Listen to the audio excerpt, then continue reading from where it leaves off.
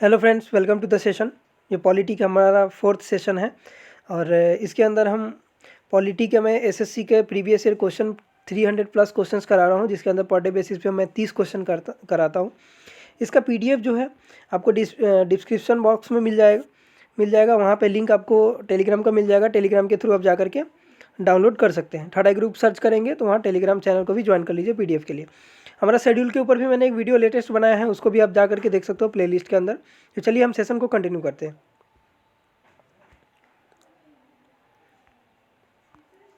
So the first question is the term caste was derived from. Caste जो word है वो हमने कहाँ से लिया है?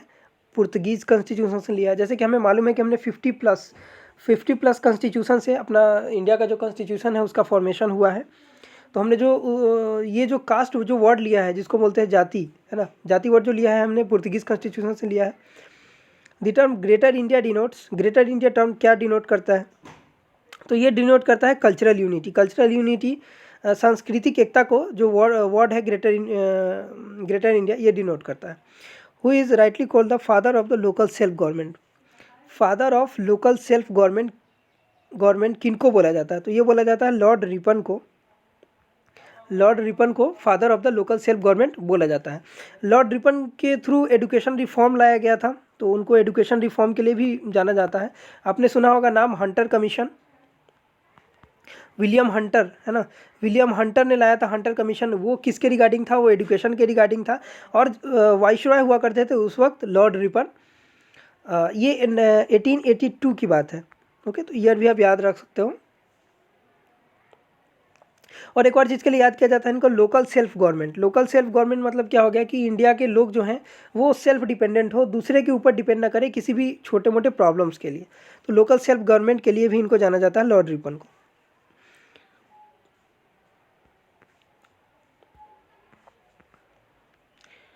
सो नेक्स्ट क्वेश्चन है the two form of democracy are. Democracy के दो फॉर्मेट हमें सबको मालूम है। प्राइम मिनिस्टर होता है, देन राज्यसभा, देन लोकसभा। तो लोकसभा, राज्यसभा, पार्लियामेंट के अंदर ये प्रेसिडेंट। तो तीनों फॉर्मेट अगर एक साथ है तो डेमोक्रेटिक गवर्नमेंट बोला जाता है। तो ये हमारा फर्स्ट ऑप्शन करेक्ट हो जाएगा। Which is an extra constitutional body. Constitutional body इसमें से कौन सी नहीं है? तो कॉन्स्टिट्यूशनल बॉडी इसमें से फाइनेंस कमीशन बिल्कुल है, लैंग्वेज कमीशन बिल्कुल है, इलेक्शन कमीशन बिल्कुल है। जो आपको planning commission, option number B, जो प्लानिंग कमीशन दिख रहा है, जिसको हम अभी बोलते हैं NITI Aayog, NITI Aayog, national institute of transforming India, तो अभी हम उसको नीति आयोग बोलते हैं। और ये नीति आयोग का फॉर्मेशन कब हुआ था? 1 जनवरी 2015 को, 1 जनवरी 2015 को नीति आयोग का फॉर्मेशन हुआ था।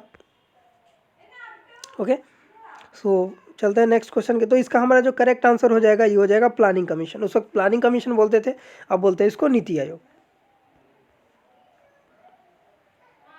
The prime minister of India, इसमें से कौन सा ऑप्शन करेक्ट है प्राइम मिनिस्टर ऑफ इंडिया के लिए? तो प्राइम मिनिस्टर ऑफ इंडिया जो होते हैं इलेक्टेड होते हैं as a MP, member of parliament.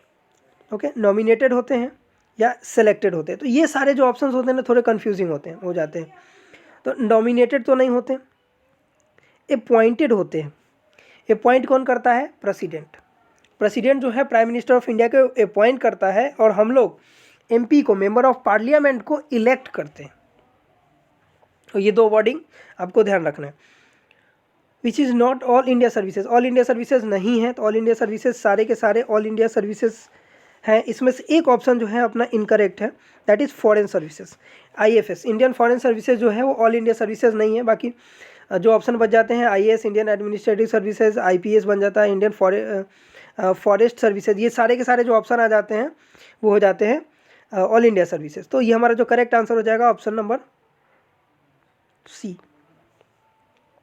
The declaration that democracy is, one second, the declaration that democracy is a government of the people, by the people, for the people।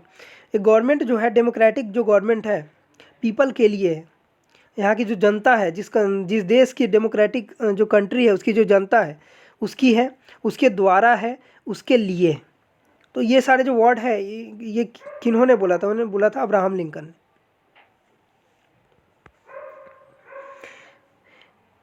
India attend dominion status. Dominion status की बात हो गई। Dominion status हमें कब मिला था? 15 अगस्त 1947 के अंदर। तो इंडिया को डोमिनियन स्टेटस मिला था जब हमारा फ्रीडम, जब हम जिसको बोलते हैं हम आज़ाद हो गए थे, हमको आज़ादी मिला था, इंडिपेंडेंस डे हम जब सेलिब्रेट कर रहे थे। अब उसके 3 साल बाद तक इंडिया क्या था? डोमिनियन स्टेटस में था। और 26 जनवरी 1950 को हमने कॉन्स्टिट्यूशन को अडॉप्ट कर लिया था, कम्प्लीटली अडॉप्ट कर लिया था कॉन्स्टिट्यूशन को, और उसके बाद हमारा डोमिनियन स्टेटस खत्म हो गया था। तो 3 साल तक ब्रिटिश क्या था? ब्रिटिश के अंडर हम लोग डोमिनियन स्टेटस के फॉर्मेट में थे। ओके, नेक्स्ट क्वेश्चन है, despotism is possible in a, despotism की बात हो रही है, डिपोटिज्म इज पॉसिबल इन अ तानाशाही, है ना, ये वर्ड है डिपोटिज्म। तानाशाही की बात हो रही है। तानाशाही किस में पॉसिबल है? तानाशाही किस में पॉसिबल होगा? जिसमें सिंगल पार्टी होगा, सिंगल लार्जेस्ट पार्टी होगा। जैसे कि आप चाइना का एग्जांपल ले सकते हो अभी राइट नाउ, है ना। तो या आप south Korea, sorry north Korea का एग्जांपल ले सकते हो। तो यहाँ डिपोटिज्म सिंगल लार्जेस्ट पार्टी है। मार्क्स की बात हो रही है, दैट इज यहाँ पे कार्ल मार्क्स की बात हो रही है।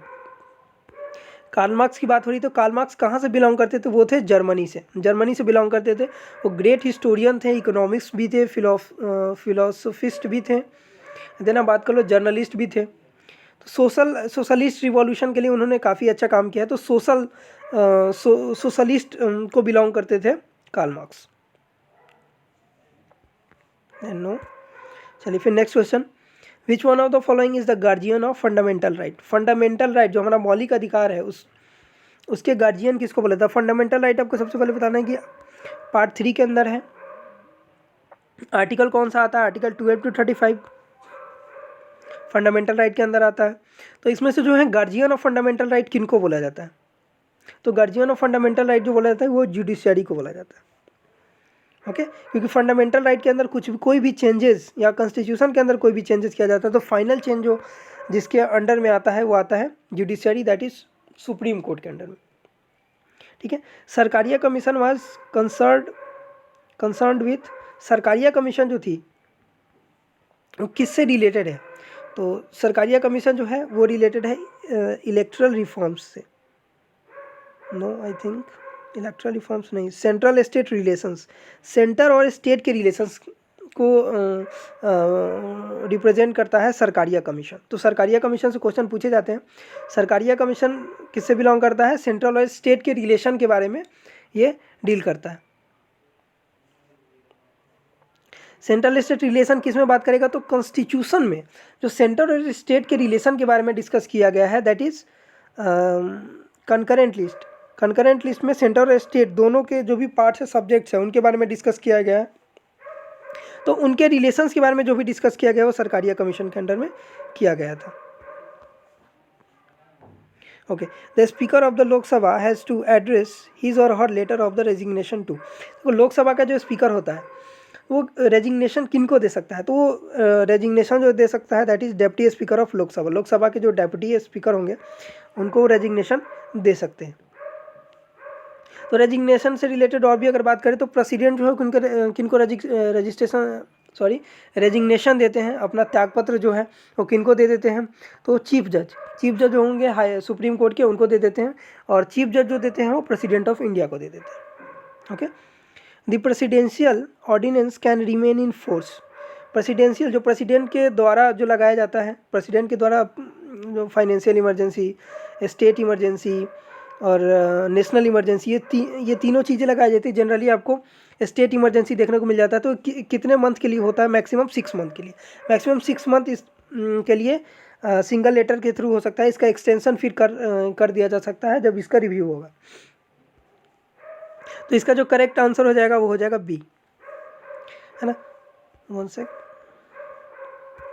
चलिए, judicial review in the Indian constitution is based on. Judicial review की बात करें तो जुडिशियल रिव्यू किसके ऊपर बेस्ड करता है? Procedure established by law, rule of law, due process of law, procedure established by law, या procedure and conventions. Okay, judicial review in Indian constitution is based on, किस पे बेस्ड है? Procedure established by law. Law के द्वारा जो procedure establish किया जाता है उसके ऊपर डिपेंड करता है judicial review. Okay, the drafting commission, the drafting of the constitution was completed on, okay, drafting कब कंप्लीट हुआ था कॉन्स्टिट्यूशन ऑफ इंडिया का, तो हमें जैसे कि मालूम है ड्राफ्टिंग कब कंप्लीट हो गया था 26 नवंबर 1949 के अंदर। इसका जो राइट आंसर हो जाएगा ऑप्शन नंबर सी हो जाएगा। Then who was the president of constituent assembly, constituent assembly के प्रेसिडेंट कौन थे, तो ये थे डॉक्टर राजेंद्र प्रसाद। कब बने थे, 11 दिसंबर को, ओके, और 9 दिसंबर को कॉन्स्टिट्यूएंट असेंबली का मेंबर किनको बनाया गया था, डॉक्टर सच्चिदानंद सिन्हा को, क्योंकि डॉक्टर सच्चिदानंद सिन्हा को जो है ओल्डेस्ट मेंबर होने की वजह से, ओल्डेस्ट यानी यंगेस्ट, सॉरी एजेड है ना, सबसे एजेड, या बोल सकते हो दूसरे फॉर्मेट में ओल्डेस्ट मेंबर थे डॉक्टर सच्चिदानंद सिन्हा, इसलिए उनको क्या बनाया गया था, टेम्पररी प्रेसिडेंट बनाया, कॉन्स्टिट्यूएंट असेंबली का टेम्पररी प्रेसिडेंट बनाया गया था उनको, राष्ट्रपति। ओके, तो इसका जो राइट आंसर हो जाएगा डॉक्टर राजेंद्र प्रसाद, क्योंकि ये परमानेंट, ये किस फॉर्मेट में पूछ रहा है, ये परमानेंट के बारे में पूछ रहा है। President, who was the president of constituent assembly, तो प्रेसिडेंट कौन थे, राजेंद्र प्रसाद थे। सच्चिदानंद सिन्हा को सिर्फ 2 दिन के लिए रखा गया था, 2 दिन के लिए वो प्रेसिडेंट बने थे, उस पोस्ट पे अपॉइंटेड थे। Which innovative discussion process is introduce by the Indian parliament to the world parliamentary system, तो ये है आपका 0 आवर। ओके, तो ये आपका 0 आवर हो जाता है। तो 0 आवर में हम क्या करते हैं, पार्लियामेंट के अंदर आप पढ़ोगे तो उसके अंदर आपको देखने को मिलेगा क्वेश्चन आवर, 0 आवर। तो क्वेश्चन आवर जो हमारा होता है 11 से 12, first hour of the every session. Okay, 11 से 12 जो होता है क्वेश्चन आवर होता है। 12 से जो 1 का टाइम पीरियड होता है, 12 से 1 का जो टाइम पीरियड होता है वो होता है 0 आवर। 0 आवर में क्या होता है,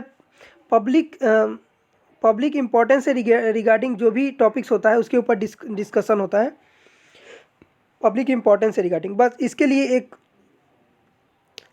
इसका भी एक मेथड है। मेथड कुछ इस तरीके से है कि 10 AM तक जिनको भी, जिस MP को बोलना है पब्लिक इंपॉर्टेंस के रिगार्डिंग, या बोल सकते हो पब्लिक अर्जेंट किसी टॉपिक के ऊपर उनको बोलना है पब्लिक के रिगार्डिंग, तो उनको क्या करना पड़ेगा, चेयरमैन को या जो राज्यसभा के जो चेयरमैन होते हैं उनको एक एडवांस इंफॉर्मेशन दे दी जाती है 10 बजे से पहले तक।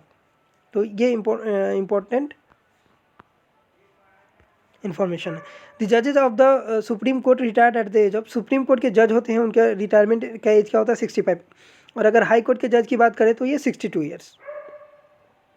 Who was the architect of, एक क्वेश्चन आप बताइए, अगर आपने मेरे सेशंस देखे हैं तो उस क्वेश्चन का आंसर दीजिए। जो 62 है, जो हाई कोर्ट के जज का जो एज है मैक्सिमम टाइम पीरियड 62 ईयर्स, तो वो 60 पहले हुआ करता था, तो 60 से 62 ईयर्स कब कौन से अमेंडमेंट के अंदर किया गया था, तो ये क्वेश्चन का आप आंसर जरूर दीजिएगा कमेंट बॉक्स के अंदर। Who was the architect of north and south block of the central secretariat in Delhi, architect हुआ करते थे, हमें जैसे पता है कि लॉर्ड लुटियन हुआ करते थे and Herbert Baker. Lord Lutyens and Herbert Baker जो थे ये दोनों आर्किटेक्ट थे। कब, 1921 में, जब हमारा पार्लियामेंट का फॉर्मेशन हुआ था। तो इसका जो करेक्ट आंसर जो हो जाएगा, नॉर्थ और साउथ ब्लॉक के रिगार्डिंग पूछ रहा है, तो नॉर्थ और साउथ ब्लॉक के रिगार्डिंग इसका जो करेक्ट आंसर हो जाएगा हर्बर्ट बेकर हो जाएगा। ऑप्शन नंबर बी जो हो जाएगा इसका करेक्ट हो जाएगा। If the Anglo Indian community does not gate adequate representation in the Lok Sabha, है ना, 2 member of the community can be nominated by the, okay, जो 2 मेंबर्स लोकसभा के अंदर, जो 2 मेंबर्स लोकसभा के अंदर उनका जो इलेक्ट होते थे, जिनका एंग्लो इंडियन के 2 सीट्स रखी गई थी, वो एंग्लो इंडियन का तो 2 सीट्स है वो 2019 के अंदर उसको ख़त्म कर दिया गया। ओके, और यहाँ पे क्वेश्चन क्या पूछ रहा है कि दो सीट एंग्लो इंडियन का है, अगर उस सीट के ऊपर इलेक्शन नहीं हो पाता है, ओके, रिप्रेजेंटेटिव जो हैं उनका सीट के ऊपर इलेक्शन नहीं हो पाता है, तो उनको अपॉइंट कर सकता है। और अपॉइंट कौन कर सकता है, प्रेसिडेंट ऑफ इंडिया। तो उनको 2 सीट्स के ऊपर अपॉइंट किया जा सकता है, पार्लियामेंट के अंदर उनको बैठाया जा सकता है। अभी नहीं है, जब वो क्वेश्चन था तब का था। Okay, for the election of the president of India a citizen should have complete the age of, okay, president of India के लिए मिनिमम एज की क्राइटेरिया क्या है, प्रेसिडेंट के लिए एंड गवर्नर के लिए 35 है। प्राइम और राज्यसभा के मेंबर बनने के लिए मिनिमम 30 ईयर्स होता है। देन प्राइम मिनिस्टर और एमपी के इलेक्शंस के लिए या सीएम के इलेक्शंस के लिए या एमएलए के इलेक्शंस के लिए, सब के लिए 25 ईयर्स। 18 ईयर्स वोट डालने के लिए, एंड पंचायत के अंदर इलेक्शन में पार्टिसिपेट करने के लिए 21 ईयर्स। चुनाव में खड़े होने के लिए पंचायत के अंदर 21 साल होनी चाहिए age. The member of parliament will lose his membership of parliament if he is continuously absent from the session 4, है ना। मेंबरशिप जो होता है मेंबर ऑफ पार्लियामेंट, एमपी का जो मेंबरशिप होता है वो अगर 60 दिन से ज़्यादा, अगर आप विदाउट एप्लीकेशन, है ना, एप्लीकेशन बिना दिए आप गायब हो, तो आपको क्या किया जाएगा, आपको पार्लियामेंट विल मेंबरशिप जो होगा पार्लियामेंट का, आप वो लूज़ कर जाओगे। तो ये होता है कि एक्सटेंशन हो जाता है, 60 डेज़ के पहले पहले आपको पार्लियामेंट में आना पड़ेगा वहाँ पे। और इसके ऊपर एक कम्युनिटी जो है बनाई गई है, पार्लियामेंट्री कमेटी, है ना, community on absence of members, उसके ऊपर एक कमेटी बनाई जाती है जिसके अंदर 15 मेंबर्स होते हैं। और ये कहाँ होता है, ये लोकसभा के अंदर होता है। Okay, in which of the following system of government is bicameralism an essential feature। Cameral legislature की यहाँ पे बात हो रही है। बाईकैमरल लेजिस्लेचर हमको कहाँ देखने को मिलता है, ये होता है federal system of government. Bicameral legislature Lok Sabha Rajya Sabha, तो लोकसभा राज्यसभा हमको ब्रिटेन के अंदर भी देखने को मिलता है, ब्रिटेन के कॉन्स्टिट्यूशन के अंदर। Socialism succeeds in achieving, socialism जो है, सोशलिज्म जो वर्ड है ना, ये सोशलिज्म सक्सीड्स इन अचीविंग, है ना, equal distribution income in society. Socialism के थ्रू क्या होता है, इक्वल डिस्ट्रीब्यूशन, जो भी इनकम जो होता है ना, उसका इक्वल डिस्ट्रीब्यूशन होता है, इक्वालिटी इन सोसाइटी होगा सोशलिज्म के अंदर, इन फॉर्मेट ऑफ इनकम।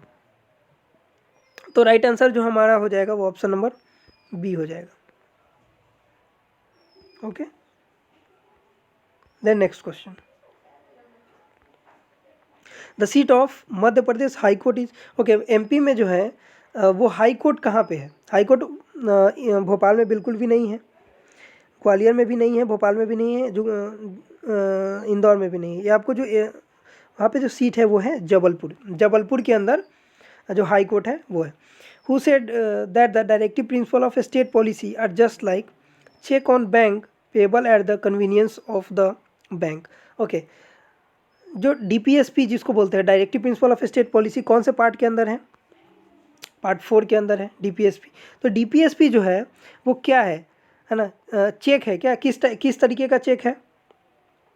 वो एक बैंक का चेक है जो कि डिपेंड करेगा कि बैंक के कन्वीनियंस के ऊपर डिपेंड करेगा, बैंक की सुविधा के ऊपर डिपेंड करेगा कि वो बैंक उसको कब कैश करना चाहती है। तो डीपीएसपी को इस फॉर्मेट में उन्होंने किन्ने कहा है, इसको रिप्रेजेंट किया है, वो है केटी शाह ने कहा है कि जो डीपीएसपी है वो एक चेक की तरह है जो बैंक के ऊपर डिपेंड करेगा कि उसको कब कैश करना है। जो भी डीपीएसपी के अंदर जो भी आर्टिकल्स जो दिए हुए हैं वो उनके रिगार्डिंग इन्होंने कहा है।